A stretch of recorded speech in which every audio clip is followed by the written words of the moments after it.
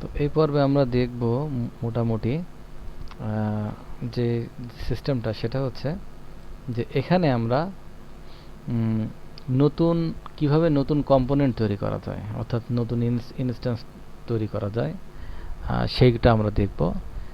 তবে এখানে সিম্পলি যদি বলা যায়, এখানে ফার্স্ট আমরা যে কাজটা করব সেটা হচ্ছে আমরা কাস্টম, যদি এইচটিএমএল এর ভাষায় বলি, আমরা কাস্টম ট্যাগ তৈরি করব। তো কাস্টম ট্যাগ তৈরি করব। কাস্টম ট্যাগ তৈরি করার পরে, তো কাস্টম ট্যাগ তৈরি করতে হয় যেভাবে, সেটা হচ্ছে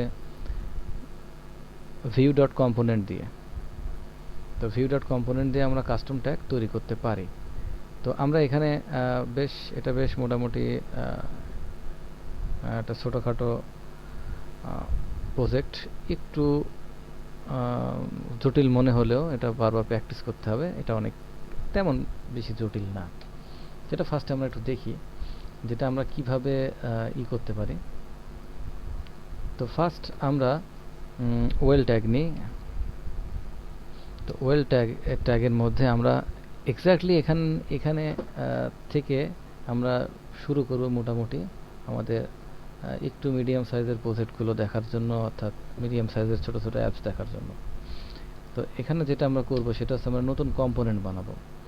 তো আমাদের ফার্স্ট যেটা কম্পোনেন্ট হবে, অর্থাৎ এখানে যেহেতু আমরা এইচটিএমএল লিখছি, এইচটিএমএল এর ক্ষেত্রে যেটা হবে সেটা হচ্ছে কাস্টম ট্যাগ।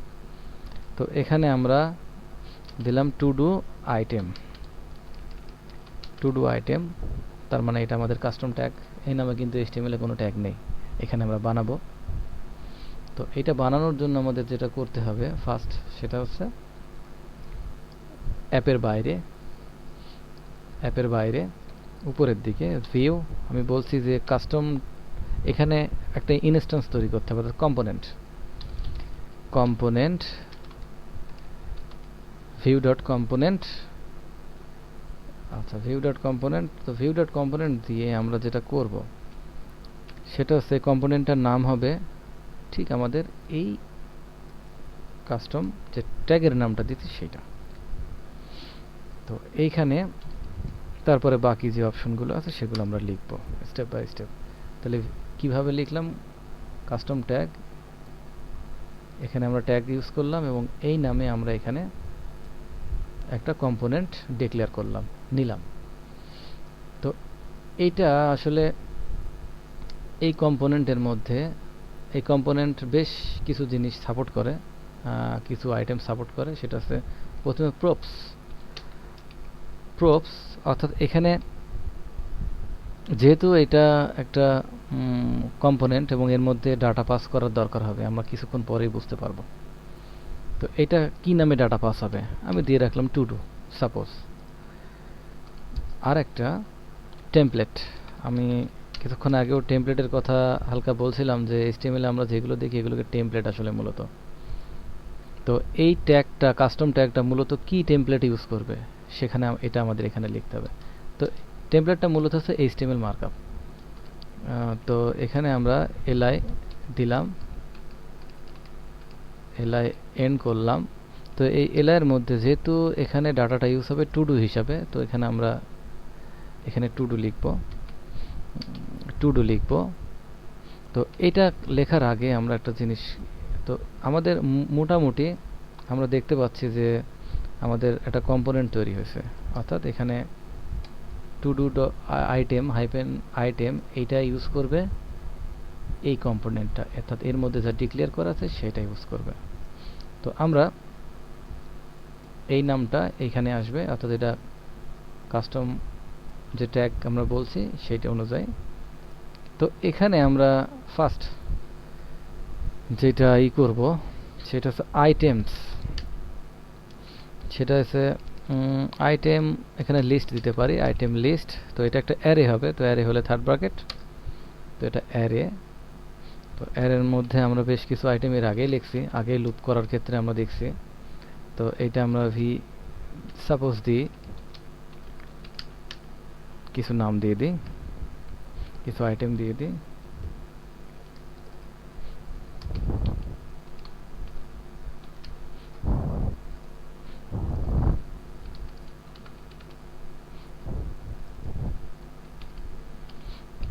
তো আমরা এখানে আইটেম লিস্টে আমরা কিছু এখানে অ্যারে আইটেমগুলো লিখলাম। তো এগুলো আসলে মূলত আমরা এগুলো নিয়ে কাজ করব। তো এখানে যেটা আমরা লিখব, যেহেতু এখানে ডাটাটা পাস হবে টু ডু নামে, আমি বলছিলাম প্রপসে ঠিক যেটা দেওয়া থাকে সেই নামেই এই টেমপ্লেটে ডাটাটা ইউজ করা হয়, টু ডু ডট। আচ্ছা, এইবার এই অ্যারের ইন্ডেক্স যেগুলো আছে সেই একটা ইন্ডেক্স এখানে আমাকে লিখতে হবে টেক্সট। তাহলে আমরা কম্পোনেন্ট বানালাম, কম্পোনেন্টের মধ্যে কি কি ডাটা থাকবে, কি কি ডাটা থাকবে বলতে কি নামে ডাটা এখানে আসবে সেটা আমরা দেখলাম। এখন আমাদের যে কাজটা করতে হবে সেটা হচ্ছে যে এই যে টু ডু আইটেম, এই টু ডু আইটেমে আমরা এখানে আমাদের লুপ চালাবো। তো লুপের জন্য আমরা জানি ভি ফর। তো লুপের ক্ষেত্রে আমরা দেখছিলাম যে ফার্স্ট আমাদের যেটা আসে অ্যারে, তো ইন অ্যারে আমাদের এইটা। তো আমি এখানে যেটা দেব সেটা হচ্ছে আইটেম। তাহলে আইটেম ইন আইটেম লিস্ট, অর্থাৎ আইটেম লিস্টের সিঙ্গেলে এক একটা উপাদান এখানে আসবে। এইবার আমাদের যে কাজটা করতে হবে সেটা হচ্ছে এই যে যেই অ্যারের যে ভ্যালুগুলো আইটেমের মধ্যে আসছে এই আইটেমগুলো এক একটা আমাদের পাঠাতে হবে এইখানে। তো এখানে কি নামে আসবে আমরা অলরেডি বলছি, এখানে টু ডু নামে আসবে। তো এখানে পাঠানোর জন্য আমি ভি বাইন্ড এই ডিরেক্টিভের কথা এর আগেও বলছি। তো ভি বাইন্ডের কাজটা হচ্ছে কোনো ডাটা বাইন্ড করা, অর্থাৎ বেঁধে দেওয়া কোনো অংশে, বা ভি বাইন্ডের মাধ্যমে আমরা কোনো ডাটা পাস করাতে পারি, এক স্থান থেকে অন্য স্থানে দিতে পারি। তাহলে ভি বাইন্ড টু ডু, যেহেতু আমরা এখানে টু ডু নামে পাঠাবো তো এখানে আমাদের অবশ্যই লিখতে হবে টু ডু কাকে পাঠাচ্ছে। তো আমরা এখানে পাঠাচ্ছি আইটেমকে, অর্থাৎ এই আইটেমকে। তার মানে আমরা অ্যারের থেকে একটা করে উপাদান নিব, সেটা আমরা পাঠাবো বাইন্ড করে কি নামে, টু ডু নামে, অর্থাৎ এই টু ডু, এবং টু ডু ডট টেক্সট অর্থাৎ এই ইন্ডেক্সগুলো। তো এখন আমরা দেখি আমাদের আউটপুটটা কি অবস্থানে আসলো। তো আমরা দেখতে পাচ্ছি টু ডু ডট টেক্সট এখানে আছে। এখানে কিন্তু আমাদের আইটেমগুলো স্টিল নাও আসে নাই। তো স্টিল নাও আসে নাই কেন? আইটেম ইন আইটেম লিস্ট, ভালো, টু ডু। আচ্ছা, আইটেমগুলো আসছে কিন্তু আইটেম দেখাচ্ছে না, কারণ HTML এর মধ্যে সবসময় এই ডাটাগুলোকে দেখাতে হবে ব্র্যাকেটের মধ্যে, টু ডু ডট টেক্সট। আমরা এই curly bracket, double curly bracket use করি না, এই জন্য এটা সমস্যা। তো আমরা দেখছি ব্যানানা, অরেঞ্জ, অ্যাপেল আমরা এখানে আসছি কিনা। আমরা আইটেম আরও বাড়াই দিতে পারি, কোনো ব্যাপার না, আমরা এর আগেও দেখছি। তো আমি আবার কুইক একটা রিভিউ করব।